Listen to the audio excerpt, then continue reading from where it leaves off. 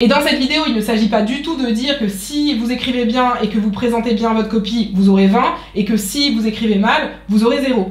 Mais il faut savoir que la forme d'une copie a des incidences immédiates sur le fond. C'est exactement pareil que dans la vie de tous les jours. Dans la vie de tous les jours, lorsque vous rencontrez quelqu'un, la première chose que vous voyez de cette personne, c'est son physique, c'est ce qu'elle dégage, et c'est avec ça que vous allez vous faire votre première opinion, positive ou négative. Et bien votre copie, vos copies, c'est exactement la même chose. Lorsqu'on récupère une copie, en 2 secondes, on se fait une idée de la personne qu'on a en face de nous.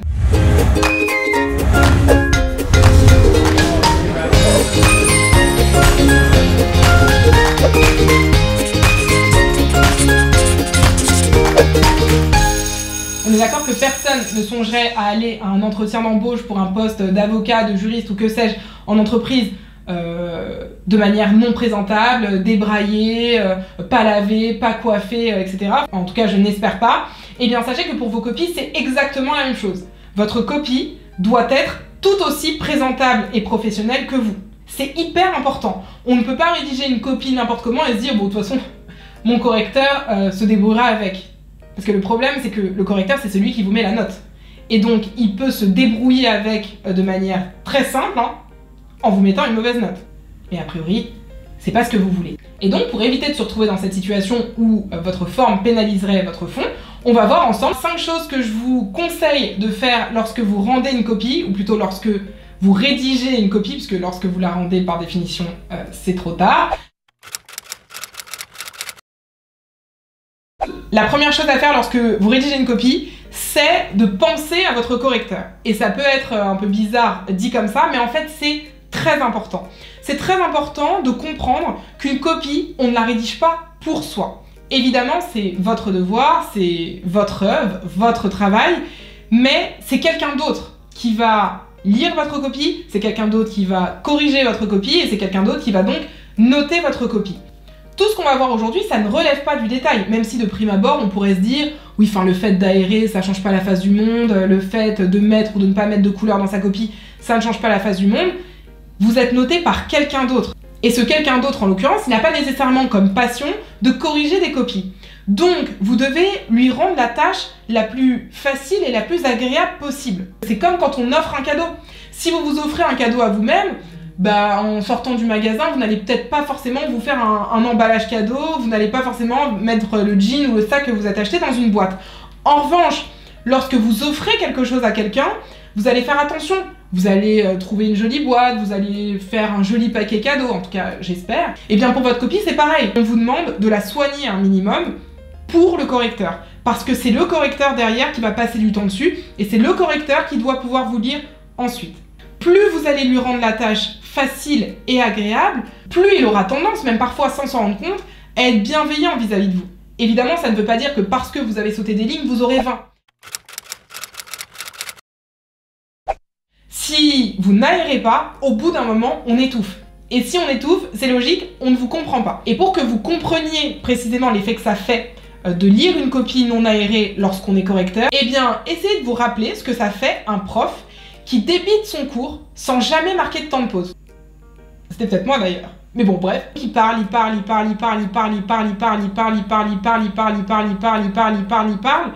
Au bout d'un moment, vous n'en pouvez plus. Vous voyez bien à quel point c'est difficile de suivre quelqu'un qui parle sans jamais s'arrêter et sans jamais laisser de temps à l'autre de récupérer, de reprendre ses esprits pour rester concentré. Et bien sûr, votre copie, ça va être exactement le même problème. Si vous n'aérez pas, au bout d'un moment, on suffoque, on ne comprend plus, rien n'est clair, les idées se mélangent, on ne sait plus qu'est-ce qui va avec quoi, on n'arrive plus à s'en sortir, on est perdu, et logiquement, si on est perdu, on va vous mettre que vous êtes brouillon, que vous n'êtes pas clair. S'il y a bien quelque chose qu'il faut comprendre, c'est que lorsqu'on ne vous suit plus, on n'a pas l'obligation de relire votre copie 3, 4, 5, 10 fois jusqu'à ce qu'on vous comprenne. Car c'est à vous de tout faire pour être compris, et être compris à la première lecture. Et à mon sens, le minimum syndical en matière d'aération, c'est de sauter 1 ou 2 lignes à la fin de votre introduction, et sur le reste de la copie, de sauter 1 ligne avant et après chaque titre, 1 ligne avant et après chaque annonce de plan ou transition. Si vous faites ça, c'est déjà pas mal.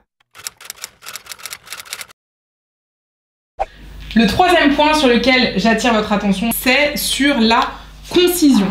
Et quand vous êtes correcteur, que vous avez 50 copies à corriger, que vous savez, je sais pas, que vous passez 10 minutes par copie, et que d'un seul coup, vous prenez une copie, et vous comprenez qu'il n'y a pas 2 copies doubles, mais qu'il y en a 6, je peux vous assurer que ça ne vous met pas forcément dans de bonnes dispositions lorsque vous prenez cette copie. Parfois, vous avez tendance à surcharger vos copies, à mettre trop d'informations, et donc vous perdez en clarté. Il faut vraiment dans vos copies essayer d'être le plus concis possible et surtout d'être le plus simple possible. Il ne faut pas chercher à en faire trop et il ne faut pas non plus se dire qu'on est noté au poids dans une copie. Très souvent, et encore plus lorsque vous avez parfois des devoirs maison, etc. à faire, vous avez tendance à recopier énormément d'informations en vous disant que voilà, plus il y en a, mieux c'est. Vous êtes finalement généreux. Tout à l'heure, je vous ai dit qu'il fallait être altruiste parce qu'il faut penser au correcteur, donc là vous êtes encore dans de la générosité. Mais parfois, trop de générosité, on va dire, tue la générosité, parce que finalement on préférera toujours une idée exprimée en des termes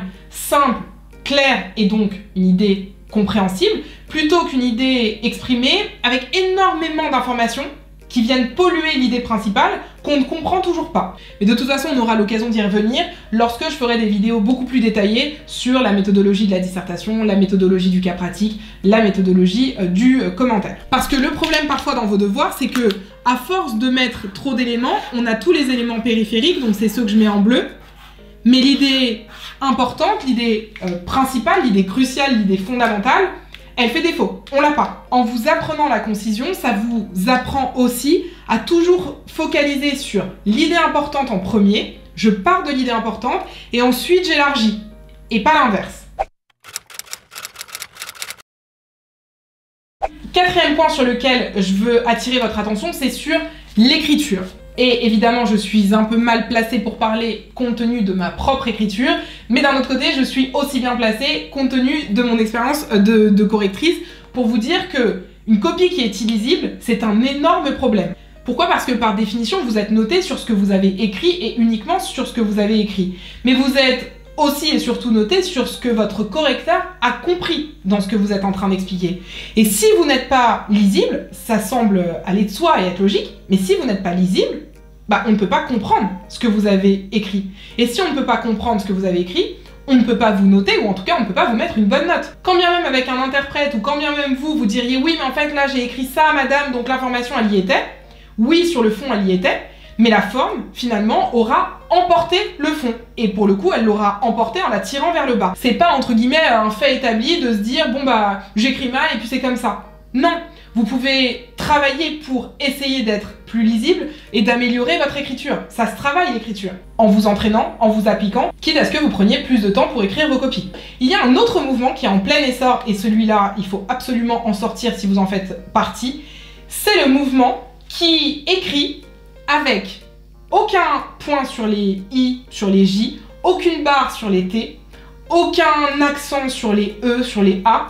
Ça, c'est un énorme problème. Je vous donne un exemple. Là, j'ai écrit quoi? Pour le savoir, vous allez être obligé de vous concentrer un minimum parce que la première lecture, vous allez écrire « lu, le, me, fi, d'elle ». C'est la première chose que vous allez lire. Pour pouvoir le comprendre, vous allez la reprendre et vous allez dire « non, en fait, elle a oublié le T, enfin la barre sur le T ici et la barre sur le T ici et l'accent ici. C'est donc « tu te méfies d'elle ». Ok, donc il m'a fallu 2 lectures pour comprendre ce court morceau de phrase.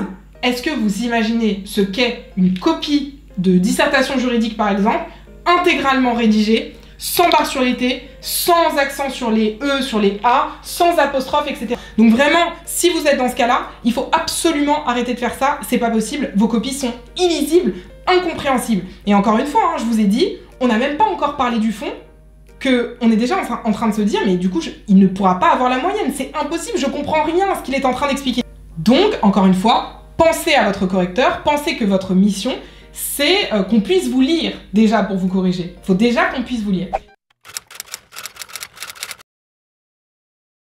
5e et dernier point, je l'ai gardé pour la fin parce que je sais que celui-ci, c'est vraiment votre préféré, c'est qu'il faut penser systématiquement à se relire. Et là encore, je sais que vous savez qu'il faut se relire quand on rend une copie, mais très souvent c'est une étape que vous sautez en disant généralement j'ai pas de temps, puisque ça arrive à la fin de votre copie et vous vous dites Enfin, j'ai encore des trucs à écrire, on est encore dans cette idée de quantité plus que de qualité. Parfois, il faut dire les choses comme elles sont, vous avez entre guillemets la flemme, et parfois vous aimeriez vous relire, mais quand vous commencez à vous relire, vous voyez des fautes, des erreurs, des choses qui vous vont pas, et vous vous dites « Ah ouais, non, mais moi du coup, je veux pas partir du partiel, entre guillemets, complètement déprimé, et donc je veux même pas relire ce que j'ai fait, je me débarrasse, moi je rends ma copie, et ensuite mon correcteur, entre guillemets, se débrouille avec ma copie. » Le problème, c'est que justement, si votre correcteur est votre premier relecteur, c'est-à-dire que ce n'est pas vous qui vous êtes relu en premier, il va avoir plein de petites coquilles, plein de petites erreurs qu'on fait tous quand on rédige. On fait tous des fautes, d'orthographe, etc. Ce qui fait la différence entre les uns et les autres, en fait, c'est juste le fait de se relire. Et même en se relisant, c'est normal, c'est pas grave, on laisse parfois passer certaines coquilles. Mais vous ne pouvez pas rendre une copie que vous n'aurez pas du tout relue. C'est pas possible. Il faut absolument que vous relisiez vos copies pour pouvoir réajuster au moins sur l'orthographe. Et si vous trouvez que c'est trop fastidieux de relire sa copie à la fin, bah à ce moment-là, il faut la relire au fur et à mesure, par étapes. C'est-à-dire, vous rédigez votre introduction, vous allez relire l'introduction, vous rédigez votre grand 1A, vous allez relire le grand 1A, vous rédigez votre grand 1B, vous relisez le grand 1B, comme ça vous fait une relecture progressive. En tout cas, que vous choisissiez une relecture progressive ou une relecture à la fin, dans tous les cas, il faut que vous puissiez vous relire pour corriger vos coquilles, vos petites fautes d'orthographe, les petites redondances, les oublis qu'il y a dans certaines phrases, parfois il manque des mots. Voilà, cette vidéo est terminée, j'espère vraiment qu'elle vous a plu. Il s'agissait vraiment de vous donner 5 premiers conseils sur des choses à faire pour mieux gérer vos copies. Mais il y aura, comme j'ai dit tout à l'heure, d'autres vidéos pour la compléter et notamment pour attirer votre attention sur des choses à ne pas faire et dont vous raffolez pour certaines d'entre elles. Encore une fois, j'insiste, ça peut paraître relever du détail, mais ça n'en est pas. La forme est aussi importante que le fond, ça ne viendrait à l'esprit de personne d'aller à un entretien d'embauche et de ne pas être présentable, ou en tout cas de ne pas avoir une attitude, une posture professionnelle. Et bien vos copies c'est la même chose, elles doivent être présentables et professionnelles. Et c'est ce qu'on va essayer de mettre en place avec cette série de vidéos. Si vous avez des questions par rapport à ce que j'ai expliqué, n'hésitez pas à me le dire en commentaire. Et on se retrouve très bientôt pour une nouvelle vidéo.